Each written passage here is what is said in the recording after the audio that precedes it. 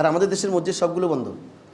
যখন নামাজ হবে মুয়াজ্জিন সাহেব দরজা ধরে দাঁড়িয়ে থাকে, কয় বাইরন বাইরন বাইরন, তাড়াতাড়ি বেরো যান, আমার টিউশনই আছে, আমার খতম আছে, দোয়া আছে। কারণ কি, আমি ওনাকে তো উপযুক্ত সম্মান দিতে পারিনি।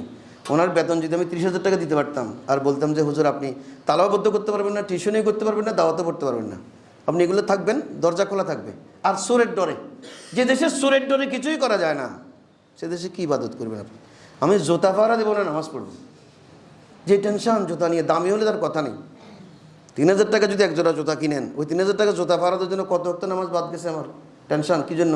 পিছনে রাখে আসছে, আসেনি এতক্ষণ, তো নামাজ আসেনি। ওটা জুতা আসেনি, চিন্তা করতে করতে নামাজ তো বোধ হয়ে গেছে গা। এখন জুতা চলে আসতেছে হাতে হাতে করে নামাজের সামনে দিয়ে, যেটা পিছনে থাকার কথা। এটা 1 কোটি টাকার জুতা হলো পায়ের তলার নিচে থাকে, এটা কোনো দাম নাই, কিন্তু এটা আমি নিয়ে আসতেছি এখানে সুরের বয়ে। আর এটা থেকে কত ফানি মসজিদে ফেলাইতেছি, আমি ফেলতেছি, এটা দত্তও জানতেছে না, মানুষের উপর দিয়ে ডিঙ্গে ডিঙ্গে আনতেছে জুতা বাঁচাবার জন্য। এখন তো আমি ফ্যান এসি বাঁচাবার জন্য মসজিদ বন্ধ, তারপরেও শুয়ে যেতেছে। এই হলো বাংলাদেশের প্রেক্ষাপট। কিন্তু কই মসজিদে কোনো দারোয়ান দেখলাম না।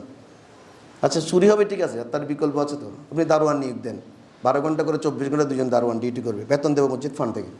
টাকা দিয়ে কী করবেন? যেগুলো তো আছে সেগুলোর কথা বলছি, নাই যে সেগুলোর কথা বলছি না। অনেক মসজিদে তো ফান্ড নেই, ফান্ড নাই মানে মানুষ দিচ্ছে না, কারণ ওটাতে ফার্ম নেই। তো যেটাতে ফার্ম আছে ওটাতে পয়সা আসবে। যে নেতা চৌধুরী সাহেবকে গিয়ে ফার্ম দিবেন, বস্তা বস্তা টাকা পাঠাবে মসজিদে। আনি ফুলের মালা দিবেন, বস্তা বস্তা টাকা দিবেন। কেন? এটা কি রাজনৈতিক প্ল্যাটফর্ম? এখানে ফুলের মালা কেন হবে?